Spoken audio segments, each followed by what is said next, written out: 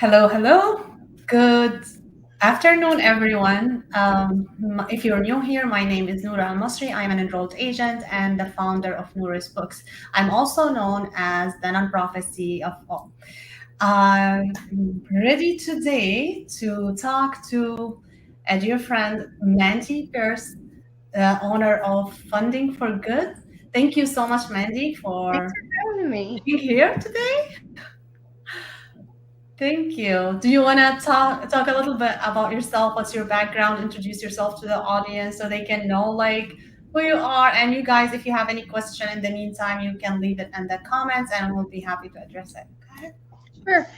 So I own Funding for Good, live in North Carolina, work with nonprofits around the country, and we do everything from strategic planning and board development to facilitation and fundraising, development planning, some conflict resolution, coaching, executive searches. We got started many, many moons ago in grant writing, but we don't really do a lot of that anymore, and we do more education around that. So, yeah, we work with folks all over the country, US based nonprofits, and glad to be here to talk to your audience today. Awesome. Thank you so much. Really appreciate it. So, yeah, I'm really, just you guys so you know, I know Mandy because I was at their conference, her and Holly. So, last year in August, a nonprofit conference, consultant conference, and we're going to be talking about this and, during the conversation.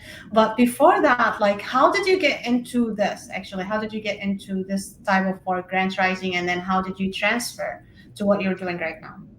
Sure. So we started in grants, oh, way back in the day. I started in nonprofits in 1997 and started kind of my side hustle in grant writing and support, gosh, in 2002, maybe. And then started my business full time in 2009. And we transitioned over the course of time from grant writing to fundraising to development coaching to where we are now. Really, we started working on more foundational pieces of nonprofit work and found ourselves spending a majority of our time with board development and strategic planning. I think we're getting ready to have a storm here. Is my screen really dark? It's getting darker now, yes. I'm gonna turn a light on behind me because I'm like, I see my screen and I'm like, I look like I'm going in a black hole. Yeah. Yeah, that helps a little bit.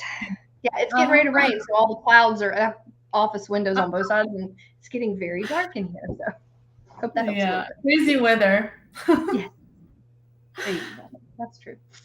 Yeah, so that's how we got started. How did you get started with the accounting business? I actually studied business administration back in school, and my bachelor's degree was from Syria. I'm originally from Syria. I was in Syria back in days, and I went to business administration school. In Syria, it's different because we do 3 years at least when I did it. Like we do 3 years of general like business accounting, everything that related to business, and then the last year we specialized. So when I did management, actually I did management, and then when I did my master degree here at DePaul University in Chicago, I had business information technology. But I was working in accounting department like all my life. When I started my career, I started actually working with DePaul University at the grant as a grant assistant.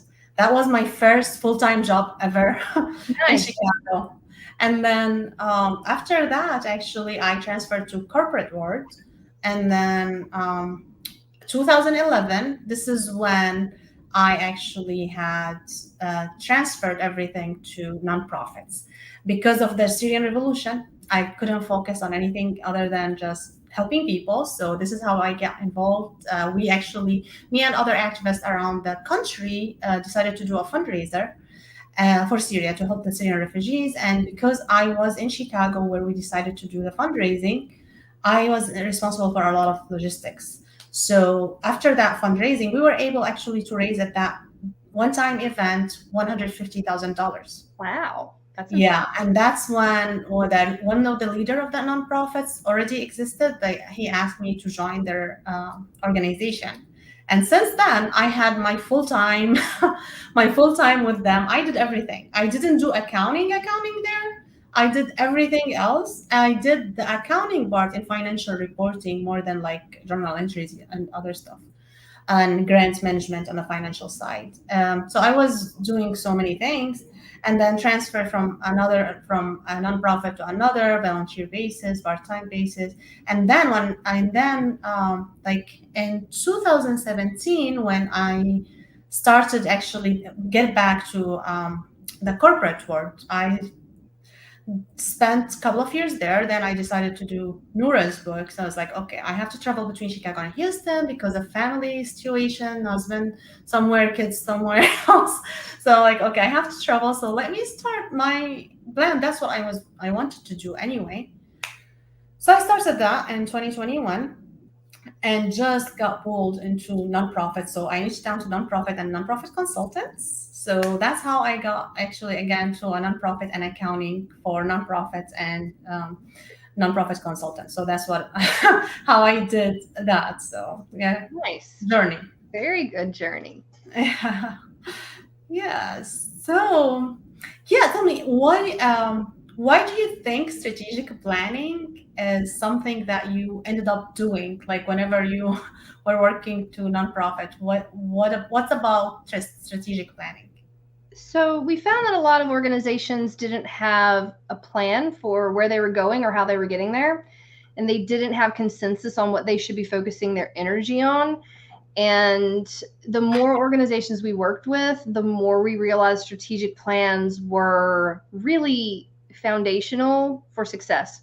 Mm-hmm. Um, Marie, who you interviewed already, she could tell you all the statistics, and I don't remember all of them in my head, but there's statistics that report how many nonprofits are successful that have a plan, and it's more than 50% versus the ones that don't have a plan.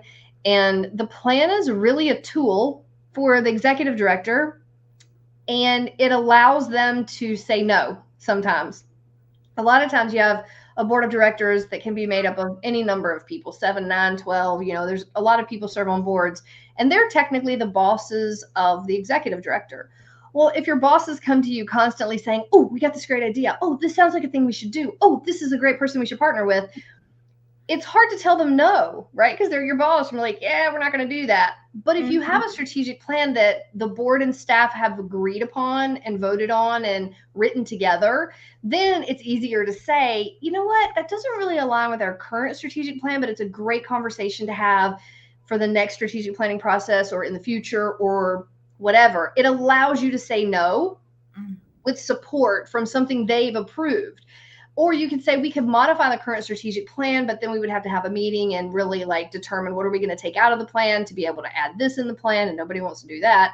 So it's just a really wonderful tool for the executive director to be able to say, this is what we're doing and why. This is where we are in that process. This is your role, my role, their role.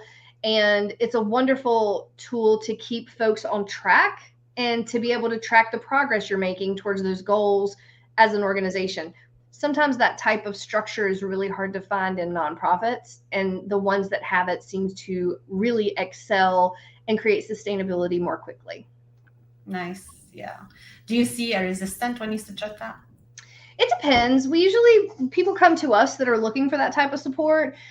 We always try to educate folks on what it is and why it's important, but not everybody's in the same place to be able to take that step at the same time. There's resources required. The board has to agree to participate in the process. It's a collaborative process, and they have to have the dollars to invest in the process. They have to have the time to sit down and complete the work so the process is finished.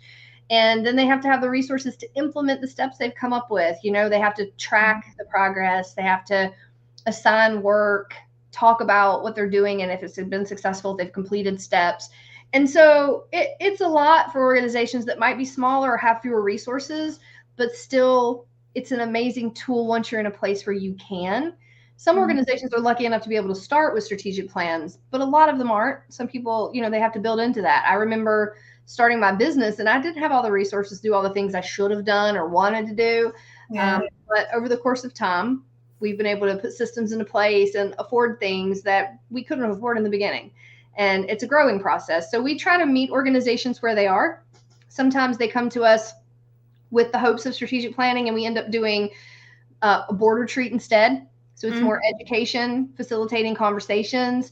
Sometimes we do planning, but it might be like 1 year planning that is going to fill them in until they get to the place where they can do a full-fledged process. So, I think it's very important as a consultant to be versatile enough to be able to say, I see the resources you have.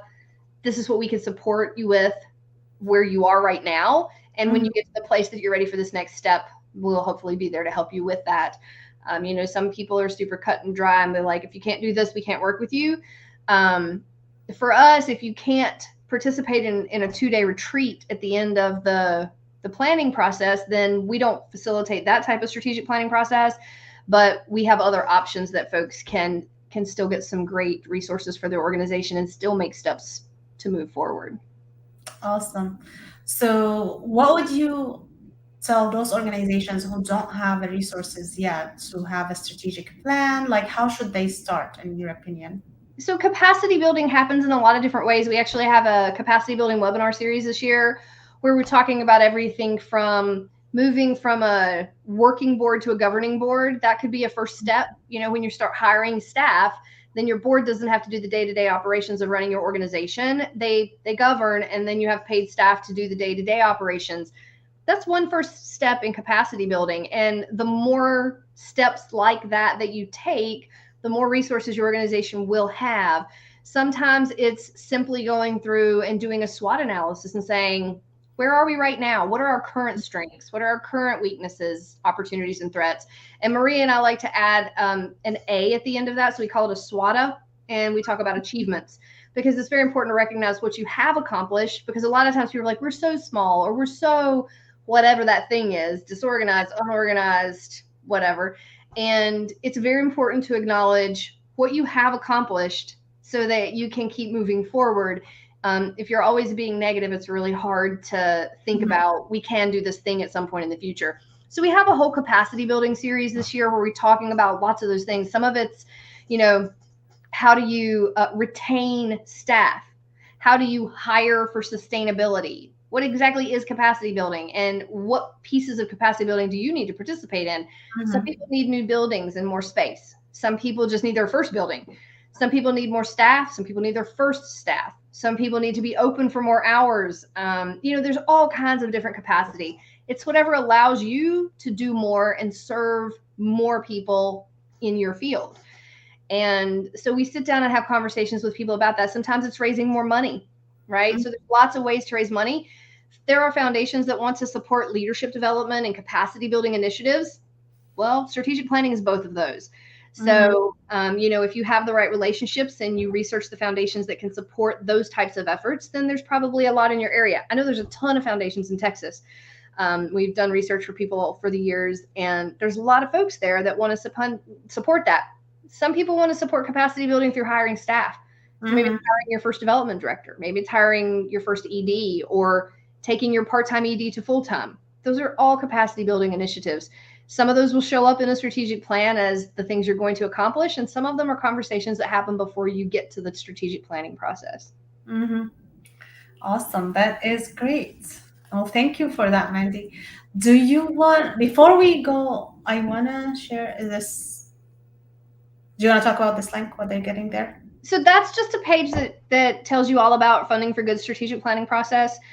How we work, what we do, what our approach is. We use a method called the TOP method, which is the technology of participation. And it talks about what our process is and who needs to be involved and the time commitment. And there's some testimonials there and information about scheduling a call to talk to us about partnering with you for your next or first strategic planning facilitation process. So if you want to learn more about just strategic planning or Funding for Good's approach, you can visit us there. Awesome. Thank you. Oh, anything else you want to talk to them about strategic planning that they should know? No, it should be an intentional conversation, and we're always happy to talk with folks, but encourage you to explore it if you haven't thought about it yet. Yeah, thank you so much. It's very important. Like if you don't know where you're going, then you can't really go. Just like Right. you have to put the address you're going, the destination you're going to, and the GPS. Same thing for Yeah. strategic plan. This is really important. No, thank you for doing this. Um, I want to like shift the conversation to the conference for Sure. this year. Yeah. So the Nonprofit Consulting Conference online is happening in August. I think it's the 23rd and 24th. It's a Wednesday and Thursday. Um, and we are excited to be bringing some amazing speakers and presenters and sponsors to you guys. We have all new content this year based on what folks wanted to hear last year after the conference. We had 300 attendees last year, and we're aiming for just over 500 this year. But we're going to be talking about everything from how to grow your email list to how to create funnels and lead magnets and evergreen products, and how to hire and determine if you need to hire staff or virtual assistants or employees or contractors. We're talking about how to create products that people will buy. I mean, we've got so many wonderful topics this year we're excited about. Contract considerations is another session we're going to talk about. So if you haven't had an opportunity to check it out, nonprofitconsultingconference.com. Oh, it's actually nonprofitconsultingconferenceonline.com. Oh, okay. Let me fix that. And registration is early bird rates right now through the last day of March. So it's $197, and then it will go up to $297. And then a couple months later, it goes up to $397. So if you were thinking about coming or you'd like to join us, get your registration before the end of March, and you will save $200. So that would be Awesome. You guys don't want to miss it.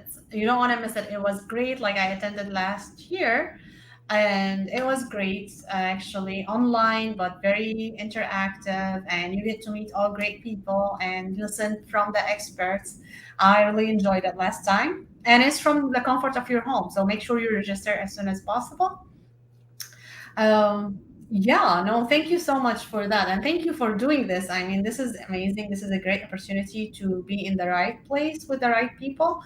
And I have a question for you. Who is this for? Is it for just nonprofit consultants or who is it for So someone else? really, for anybody that has either got a consulting business they're wanting to grow, or anybody who's thinking about starting a consulting business.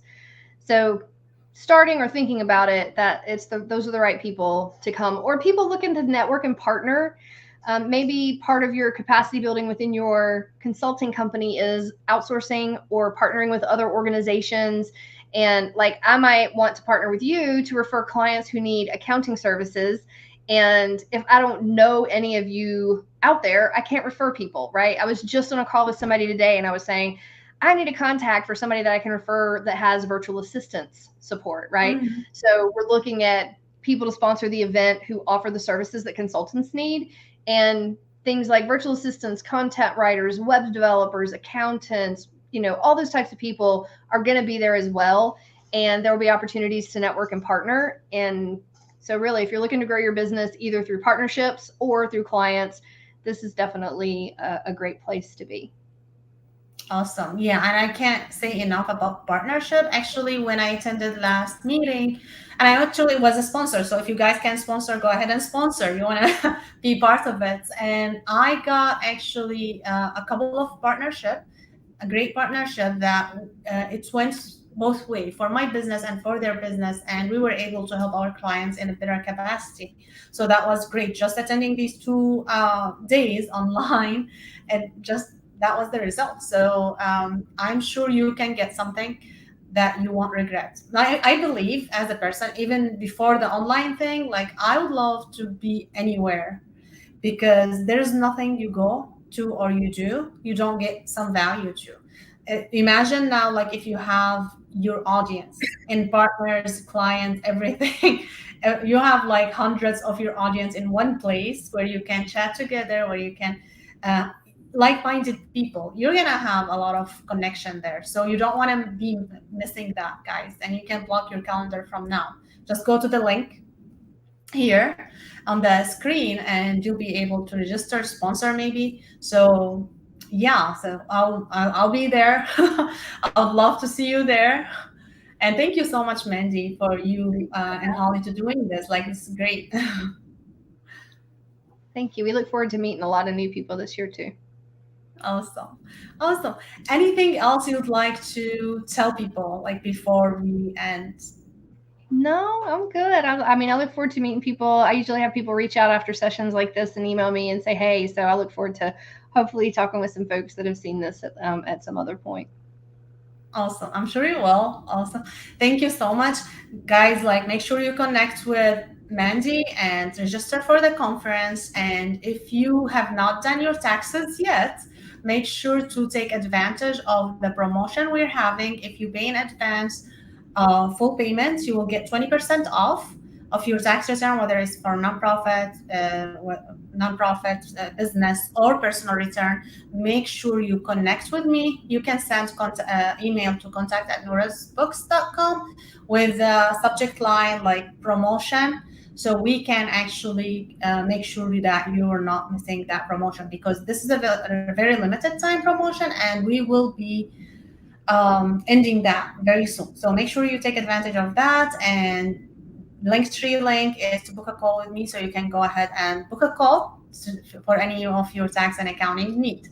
Again, don't miss that, and I'll see you tomorrow. And I want to share your links one last time.